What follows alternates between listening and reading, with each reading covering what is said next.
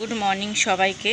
সকালবেলা দেখো এই আমার লঙ্কা গাছগুলোর সবকটার মাথাগুলো কেটে দেওয়াতে এই দেখো পাতার এখান দিয়ে গাছ ডাল বেরোচ্ছে। দেখতে পাচ্ছ কিনা বুঝতে পারছি না, এই যে, নাহলে গাছগুলো ঝাপড়া হবে না। আর এখানে একটুখানি কলার খোসা আর ডিম দিয়েছি, এটা ডাস্ট করে গাছের গোড়ায় দেব। এখন পরীকে রেডি করব, রেডি করে তারপর রান্না বসাবো। রোজকারের মতো আজকেও আমরা কলোনি মোড়ে ফেসে আছি, আর প্রচণ্ড জ্যাম আর ট্রাফিকে আটকে আছি। তো এখন স্কুল থেকে তারপর আছে ছুটি হবে 3:15-তে। আমি ওকে স্কুলে ঢুকিয়ে বাড়িতে রান্নাটা শেষ করে তারপর ওকে দুপুরবেলা গিয়ে আমি যাই বা ওর বাবা যা গিয়ে নিয়ে আসবো।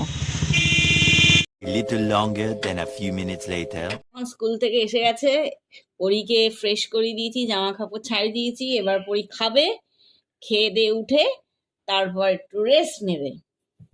তাহলে পরী চল ওই গানটা কর যেটা করিস, মুন্না বড় প্যারা মম্মি কা দুলারা। আমি এখন দাঁত ফুকলা হয়ে গেছি দেখো। মাংস আর আলু ভাজা ভালো আছে মাংসটা, হেভি হয়েছে।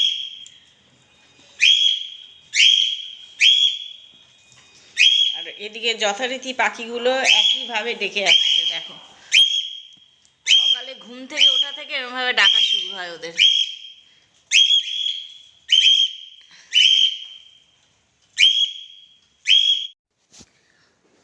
কদিন সময়টা এত বাজে গেছে, মানে তোমাদের কি বলবো, মানে পরীকে নিয়ে এত চিন্তায় ছিলাম আমি আর ওর বাবা। কারণ ওর হট করে মানে একই জায়গায় 3খানা দাঁত নড়ছিল, ওপরের 2টো আর নিচে একটা। তো ওপরেরটা যখন ভালোভাবে নড়ে গেল তখন ও নিজের থেকে একটা দাঁত ও তুলে ফেলেছে, একটা দাঁত নিজের থেকে তুলেছে, আরেকটা নিচের দাঁতটা অটোমেটিক পড়ে গেছে। হ্যাঁ, তো আরেকটা দাঁত ছিল ওপরে, সেটা হালকা হালকা নড়ছে। এবার যে দাঁতটাও তুলেছে সেটাও কীভাবে তুলেছে এবার ঠিক আমি বুঝতে পারছি না। এবার ডাক্তার বলছে হয়তো ওটা তুলতে গিয়ে পাশের দাঁতটাও নাড়িয়ে ফেলেছে, বা হতে পারে কোনো অনেক ছোট ছোট শিরা থাকে তো সেটা হয়তো ছিঁড়ে গেছে, কিছু একটা গন্ডগোল হয়েছে, যার জন্য ওর পুরো ওপরের পাটি এই পোর্শনটা ওর মাড়িতে পুরো ইনফেকশন হয়ে গেছিলো। সেই ইনফেকশন থেকে ওর প্রচণ্ড জ্বর, শরীর খারাপ। তারপর আমরা ডাক্তার দেখালাম, ডাক্তার তো মানে ফার্স্টে তো কিছুই বুঝতে পারছে না যে কি হলো, মানে মাড়ি থেকে এত কেন ব্লিডিং হবে।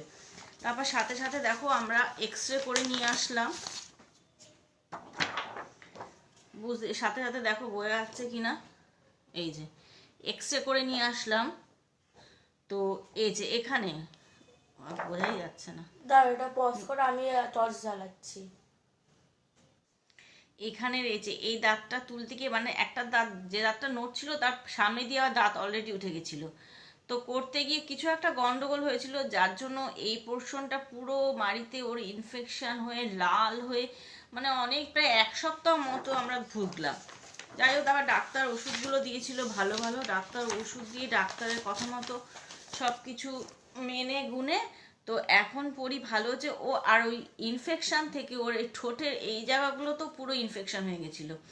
তারপর ও ঠোঁটের ওষুধ, দাঁতের ওষুধ, মানে যাই হোক মোটামুটি সব ডাক্তার যা যা বলেছে তাই মেনে গুনে এখন পরি একদম সুস্থ। আজকে পরীকে স্কুল পাঠিয়েছিলাম, অনেকদিন ও স্কুল যায়নি, স্কুলে পাঠিয়েছিলাম। তো যাই হোক, যে কারণে একদম ভিডিও করতে পারিনি, কারণ ওকে নিয়ে এত চিন্তা ছিলাম। তো একটু পরে পরি পড়তে চলে যাবে, পরি মাথার উপর চিমনিটা। তো তাহলে দেখতে থাকো ভিডিওটা। এখন সন্ধ্যাবেলা পরি পড়তে চলে গেছে আর আমি চা করে নিয়ে আসলাম। আমি দুধ চা, রচা, এবার টিভি দেখতে দেখতে চাটা খেয়ে নেব, তারপর পরীকে আনতে যাব। ভিডিওটা বেশি বড় করলাম না, এখানেই শেষ করলাম। ভিডিওটা কেমন লাগে তোমরা জানিয়ে দিও, আর চ্যানেলটাকে সাবস্ক্রাইব করে দিও। বাই।